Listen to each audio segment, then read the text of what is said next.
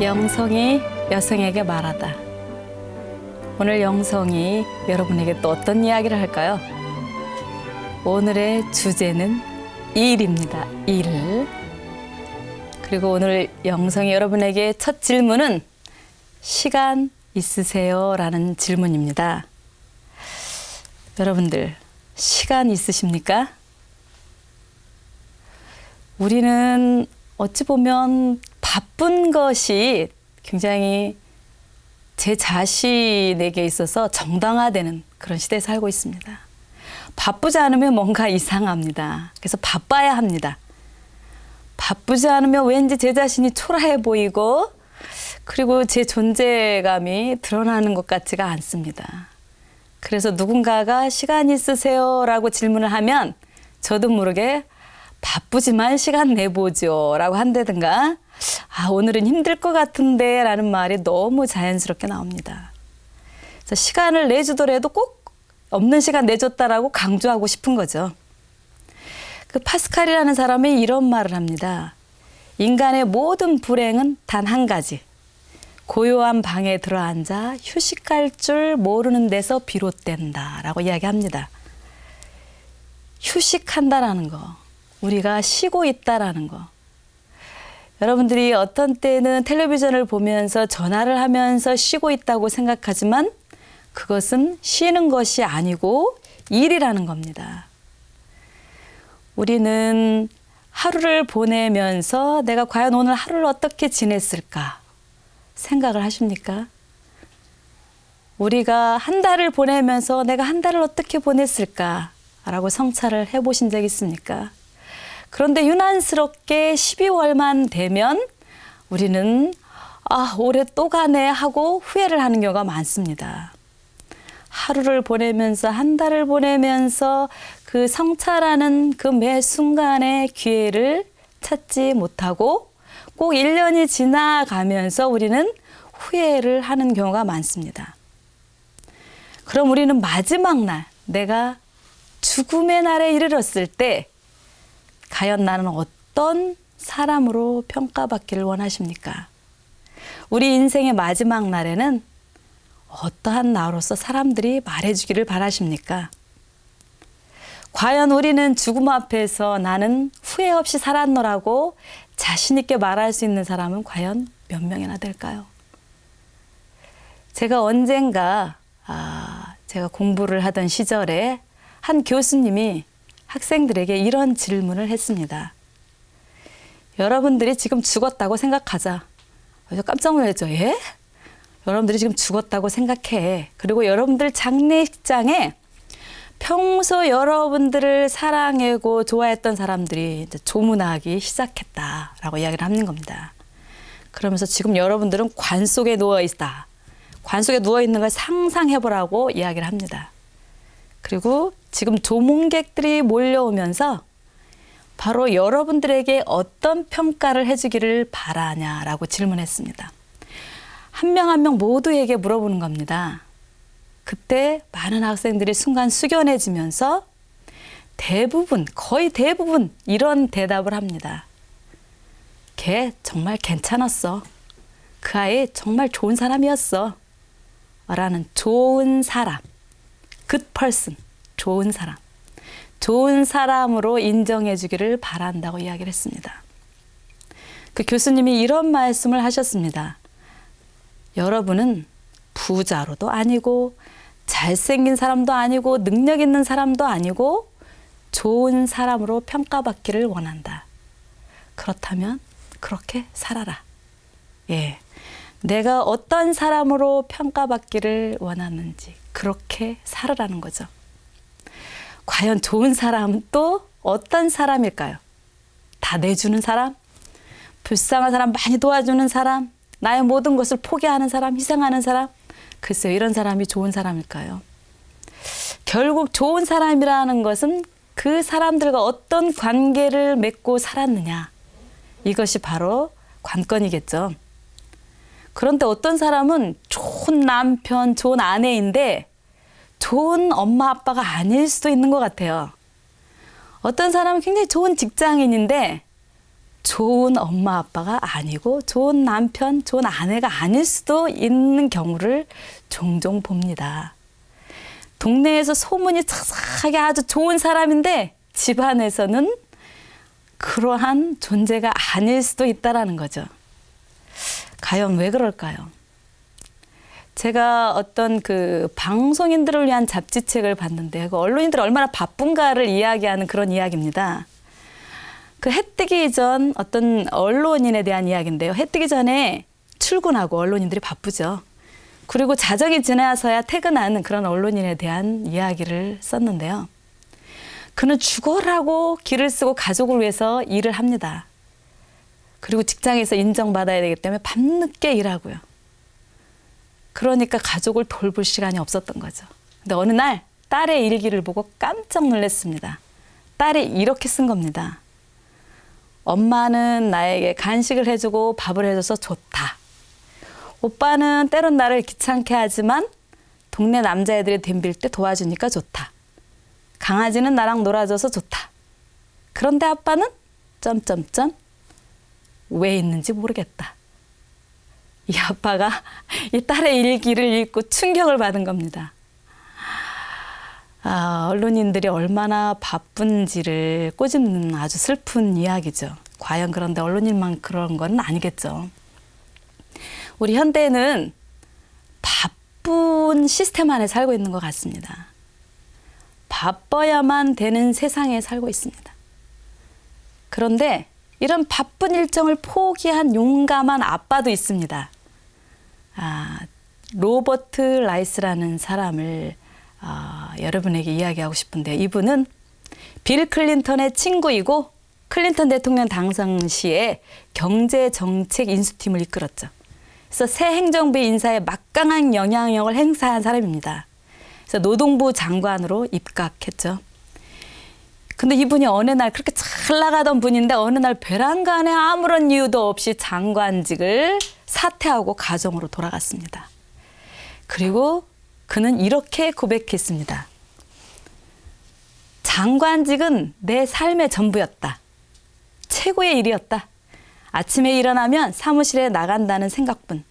저녁에는 마지못해서 퇴근했다라고 이야기를 합니다. 그리고 아내와 두 아들을 볼 기회가 거의 없었다고 합니다. 친구들도 연락이 끊기고 심지어 때로는 자기 자신의 모습도 잊어버리고 산다는 겁니다. 그리고 오로지 업무상의 나만이 보일 뿐이라는 거죠.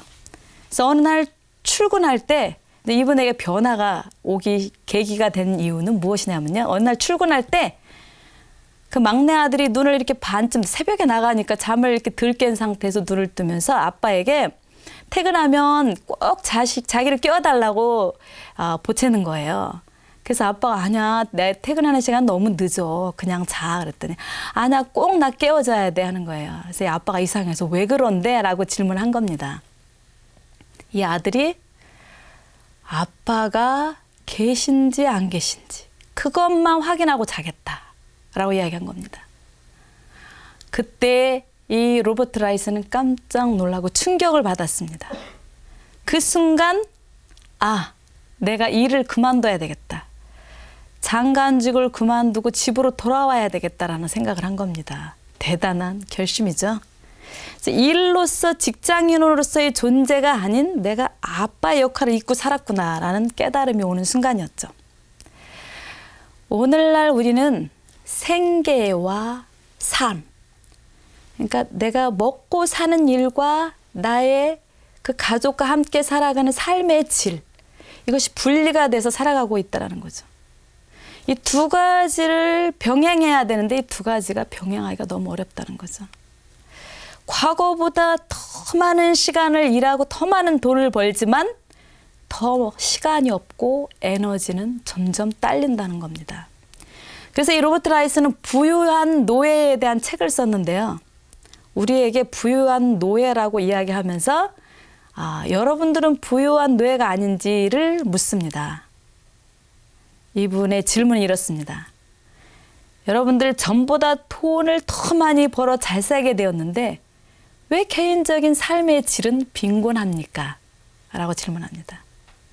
물질적으로는 더 윤택한데 왜 정신적인 삶은 그렇지 못합니까? 그리고 더 잘 살게 되니까 더 필사적으로 돈을 벌려고 일은 많아지는데 시간은 왜 점점 부족합니까? 그리고 숨을 고르고 가족을 중시해야 하는데 가족의 규모는 점점 더 줄어들고 결속력이 약해지는 이유는 무엇입니까? 경제적인 이익은 늘지만 가족과의 우정과 사랑의 삶은 어디로 가고 있나요? 라고 묻습니다. 그러면서 이 로버트 라이스는 우리의 경제적인 성공은 결국 나를 잘 판매해서 뭔가를 상품화시켜야지만이 경제적인 성공을 이룬다. 그래서 우리는 부유하지만 일에 종속된 노예가 되어가고 있다라고 이야기를 합니다. 부유한 노예, 왠지 서글프게 느껴지지 않습니까? 돈 버는 일과 삶의 질을 높이는 일 사이의 경계가 모호해진 거죠. 어디까지 일이고 어디까지가 여가인지조차도 구분할 수 없는 거죠. 그러니까 과거보다 더 많은 일을 하지만 경제적인 만족도는 떨어지는 겁니다. 사실상 인터넷으로 쇼핑하고 자동차 있고 각종 기계로 우리가 많은 시간을 절약을 해서 자유시간이 더 많아야 되는 거 아니겠습니까? 우리들의 어머니들 한번 생각해 보십시오. 어머니들은 옷도 직접 꿰매고 손수 빨래하시고 기계 없이 이곳저곳 청소하시고 요리도 하시고 그렇게 어머니들 물론 집안일만 하시지 않은 어머니도 많았습니다. 저희 어머니도 집안일, 직장일 모든 걸 다 하셨습니다. 그런데 오늘날 우리처럼 그렇게 바쁘게 살았을까? 우리는 심지어 일로 인해서 스트레스도 생기고 잠도 못 자고 신경성이 늘 대기 상태에 있습니다. 항상 쫓기는 기분으로 산다라는 느낌이 듭니다. 우리 현대인들이. 근데 가만히 보면요. 저 자신도 쉬면서도 일하고 일하면서 쉽니다. 그게 뭐냐 하면 내가 정말 사랑하는 사람들과 여유 있게 차 한 잔을 마시면서도 동시에 누군가 전화하면서 일 이야기를 합니다. 그리고 책을 읽으면서도 또 어느 순간 인터넷을 하고 있습니다. 그리고 운전하면서도 DMB를 본다든가 전화를 합니다. 그리고 가족들과 여행하면서도 뭔가 또 일에 대한 프로젝트를 구상합니다. 또 기획회의를 하면서 가족들과 놀러 갈 생각을 합니다.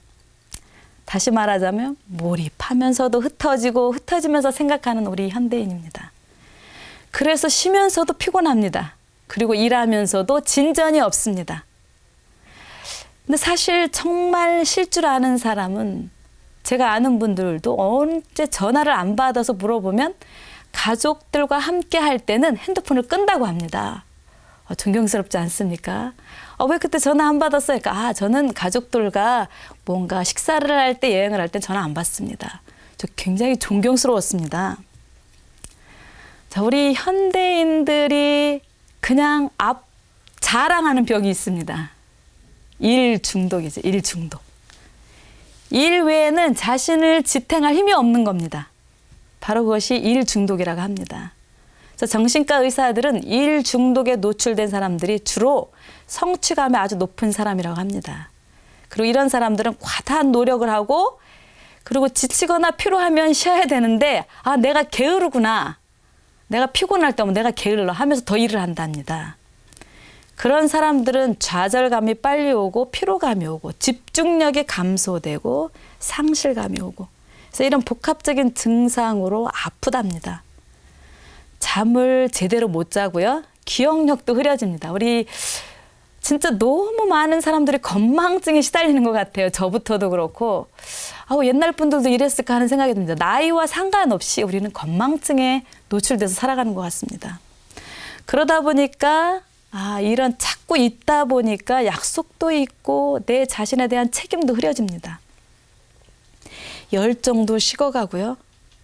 성취 욕구도 줄어들고요. 그래서 이런 일 중독에 걸린 분들은 정기적인 휴식을 취하고 취미생활로 재충전하라고 충고합니다. 정신과 의사인 윤세창 의사 선생님이 그 10가지의 그 체크리스트를 주는데요. 이게 8개 이상이면 일중독이라고 합니다. 그래서 여러분도 한번 체크하십시오. 혹시 나의 남편? 혹시 나? 누군가가 일중독에 걸릴 수도 있겠죠. 이 10가지 중에서 8개 이상이면 일중독이라고 그 정신과 의사가 말씀하십니다. 첫 번째는요. 퇴근 후에도 계속 일 생각, 업무에 대한 걱정을 많이 한다. 두 번째는 일이 너무 많아서 휴가를 자꾸 미루는 겁니다. 세 번째는요. 아무리 늦게 잠을 자도 항상 아침에 일어납니다. 그런 거 보면은 아침에 늦게 일어나는 게 오히려 정상이겠죠. 늦게 자면 늦게 일어나는 게 정상인데 아무리 늦게 자도 항상 그 시간에 제대로 일어난다는 것. 그리고 네 번째는 아무것도 하지 않고 휴식을 취하면 불안해서 안절부절 못한다라는 거죠. 다섯 번째는 경쟁의식이 강하고 일에 승부를 거는 경향이 많다라는 거죠. 그리고 주말이나 휴일에도 일을 해야 하는 것이 6번째고요. 7번째는 언제 어디서나 일할 자세와 준비가 항상 돼 있는 겁니다. 8번째는 혼자서 식사할 때도 꼭 일감을 놓고 무언가를 시간을 절약하려고 합니다. 심지어는 화장실 갈 때도 일감을 들고 가는 사람이 있습니다. 9번째는 매일매일 할 일을 빡빡하게 리스트를 세워놓는 겁니다. 10번째는 일 외에는 다른 것에 관심이 없습니다. 8개 이상이면 일 중독이라고 합니다. 과연 나는 혹은 나의 남편은 일 중독인가 한번 생각을 하십시오. 일 중독은 대부분의 그런 중독과는 달리 우리가 어떤 물질적인 보상이 있습니다. 그리고 일 중독은 보통 사람보다 그 알코올 남용 비율이 현저하게 높다고 합니다. 이혼율도 높고 스트레스도 높고. 그래서 이 일 중독에 걸린 사람들은 그 질병에 걸릴 확률이 높다고 그 연구 결과에 나타납니다. 자, 우리 하루 24시간입니다. 24시간. 근데 현대인들에게 더 이상 시간을 효율적으로 지내라고 이야기하는 충고가 맥히질 않는다고 합니다. 그래서 미국에서 에너지 관리사라는 그 에너지를 관리해주는 전문가들이 지금 나서고 있습니다. 그래서 일 중독을 벗어나기 위해서 시간 조절하는 게 아니라 에너지를 관리하라고 이야기합니다. 그래서 에너지를 관리하기 위해서 우리 자신의 에너지는 안녕한지를 이렇게 질문합니다. 그래서 나의 인생에서 얼마나 자주 기쁨을 느끼는가? 기쁨을 많이 느끼는 분들은 에너지가 아주 좋은 에너지가 있는 거죠. 그리고 나는 일주일에 얼마나 에너지 충전을 하는가? 그리고 나는 즐겁게 만족감을 얻을 수 있는 활동을 많이 하고 있는가? 그리고 내가 하는 활동이 긍정적인 그런 감정을 일으키고 있는가? 이런 질문을 합니다. 그래서 에너지 관리사들은 에너지 고갈 현상이 오면 심하면 과로사까지 간다고 합니다. 심장 질환이나 뇌출혈로 쓰러질 수도 있고요. 업무상 실수도 자주 일어나고요. 집중력이 떨어지고 마음이 산란하고 평화롭지 못합니다. 우울과 짜증이 날로 일어납니다. 제가 언젠가 그 꿈 분석을 하는 집단에 있었는데요. 한 상담사가 꿈을 꾸면 매일 꿈이 그 사무실 가는 길이 멀고도 험하답니다. 산 넘고 강 넘고 또 산을 넘고 강 넘고 그럼 막 내담자가 나타나고 막 사무실에서 헤매고 막 이런 장면이 나타난답니다. 그 쉽게 그 학생들에게도 일어날 수 있는데 시험 보는 날은 계속 꿈속에서 계속 시험 보는 꿈을 꾸듯이 현실에 시달리는 거죠. 자꾸 직장 일이 나타난다는 건 그만큼 자기가 에너지가 고갈되어 있는 사인이라고 보면 됩니다. 감당하기 힘든 현실이라고 보면 됩니다. 그래서 스트레스로 마음의 평화를 잃은 상태를 이야기합니다. 이런 분들은 자주 머리가 아프죠. 힘들죠. 그래서 긍정적인 감정을 충전하라고 이야기를 하는 거죠. 그래서 우리 현대인들은 너무나 스트레스가 많습니다. 뭐 경제적인 문제, 자식 교육 문제, 특히 여성 여러분들의 시댁 문제, 부부간의 갈등, 그리고 직장 생활 하신 분들은 직장의 못된 상사에 대한 또 관계, 이런 것들이 다 일 중독에 걸리게 하죠. 그래서 이를 극복하기 위해서는 에너지를 통제 능력을 키워야 되고 그리고 긍정적인 감정을 재충전해야 되는데 긍정적인 감정을 재충전하기 위해서는 여러 가지가 있겠지만은 영적인 에너지라는 것도 있는데 영적인 에너지를 충전하기 위해서 매일 아침 눈을 뜨고 감사기도, 마음에 감사가 안 나오더라도 감사합니다라고 이야기를 하면서 감사합니다 주님 하고 외치면서 일어납니다. 영적인 에너지가 충전됩니다. 그리고 신체적인 에너지, 운동을 해야죠. 그래서 일부러 계단도 굳이 여러분들이 걸으려고 노력을 해야 됩니다. 그래서 운동하면 신체적인 에너지가 늘어나고요. 정신적인 에너지. 어떠한 부정적인 상황 안에서 긍정적으로 생각을 바꿔 하려는 노력이 정신적인 에너지를 충전시켜줍니다. 내가 행복해서 기쁜 것이 아니라 내 감정이 기쁘면 행복한 겁니다. 스스로에게 그렇게 얘기하세요. 행복해서 기쁜 것이 아니야. 내가 기쁘면 행복한 거야. 그래서 감정을 스스로 추스리면서 바꿔 생각하는 것, 바꿔 긍정적으로 생각하는 법을 학습을 하면 정신적인 에너지가 올라갑니다. 그리고 어려운 상황 안에서 자기가 긍정적으로 뭔가를 창조적으로 만들어 간다면 감정적인 에너지도 내 안에 충전이 된다고 합니다. 그래서 여러분들이 누군가 대화할 때도 그냥 웃으세요. 바보 같들 그냥 웃으세요. 그리고 유머를 배워서 대화하려고 하고 큰 소리로 웃는 연습도 필요합니다. 그리고 우리 현대인들은 너무 빨리빨리 살아가는데 느리게 사는 법도 배우면 좋을 것 같습니다. 그래서 발길이 닿는 대로 자연이 부르는 대로 한가리 걸어보기도 하고 친구들과 만나서 수다 떨어보기도 하고 느리게 사는 법, 내면의 침묵에 조용히 머무르는 것, 이런 것들이 우리 에너지를 재충전하는 좋은 방법이라고 생각합니다. 살레시오 성인은 우리에게 이런 이야기를 합니다. 일을 열심히 하는 것과 삶에 충실하는 것은 다르다. 여러분들 한번 스스로에게 질문해보라. 열심히 일하는 것은 여러분들 안락을 유지하기 위해서, 부를 축적하기 위해서 열심히 일하냐? 그것은 삶에 충실한 것이 아니다. 그리고 나를 풍요롭게 하기 위한 삶의 충실함, 성과 보상이 아니라 나를 풍요롭게 하기 위한 일인지를 질문합니다. 그리고 여러분들이 큰 일을 잘하는 것은 더 어렵고 작은 일을 잘하는 것은 더 쉬운데 오히려 반대로 대외적인 엄청나게 힘든 일들은 잘해내고 가족에게 조그만 배려를 베푸는 일은 오히려 더 못한다는 거죠. 삶에 충실해야 되는데 이 일에 쏠리다 보니까 작은 일은 소홀히 한다는 거죠. 그래서 바쁜 사람들을 위해서 이러한 영성을 살아가는 것, 그게 바로 일상에 충실한 것이라고 이야기합니다. 일부러 시간 내서 충실한 것이 아니라 그냥 순간순간 주어질 때 작은 것에 충실한 것이 바로 성인이 되는 길이 바로 일상의 삶에 충실한 것, 이것이 바로 성인이 되는 길이라는 거죠.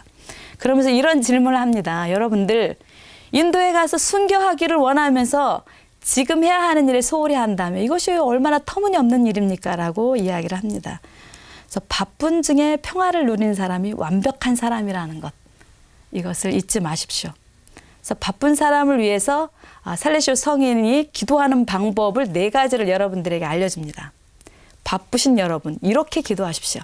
첫 번째, 하느님의 현존에 깨어 있으십시오. 매 순간 하느님이 나와 함께 하시다, 이 생각이 바로 곧 기도입니다. 그리고 우리가 어떤 일을 하든지 지향을 두십시오. 여러분들 지금 강의를 들으면서도 누구를 위하여, 어떤 가난한 사람을 위하여, 어떤 힘든 사람을 위하여 하고 지향을 두면서 강의를 들으면 그 순간 여러분이 기도입니다. 그리고 짧은 기도, 화살 기도라고 합니다. 그냥 아무 때나 주님 사랑합니다. 성령님 힘을 주소서. 교만에 빠지지 않게 해주세요. 바로 이것이 화살 기도, 짧은 기도입니다. 짧지만 강력하고 아름다운 기도입니다. 그리고 여러분들 주변 환경을 기도가 되게 하십시오. 여러분들이 컴퓨터 하기 전에 바탕화면에 성화를 놓는다든가, 아니 기도문을 올려놓는다든가, 아니면 그 냉장고라든가 책상 위에 어떤 우리 기도하는데 도움이 되는 성화들을 올려놓는다든가, 이런 것들이 바로 주변 환경이 기도가 되게 하는 거죠. 예, 바쁜 여러분들을 위해서 살레시오 성인은 작은 일상 안에 충실하게 사는 것이 바로 기도라고 이야기를 합니다. 그래서 오늘 여러분들 마침 기도로 우리 살레시오 성인의 말씀으로 끝내겠습니다. 주님, 우리가 주님 안에 성장하기를 바라는 사람은 반드시 행동에서 시작돼야 된다는 것, 그리고 작은 일상에서 시작해야 된다는 것을 잊지 않게 해주십시오. 행동은 하느님의 은총을 구하는 내면과 외적 행동 모두를 의미합니다. 그래서 저희 매 순간 당신 현존에 깨어서 살아갈 수 있도록 매 순간 도와주소서. 아멘.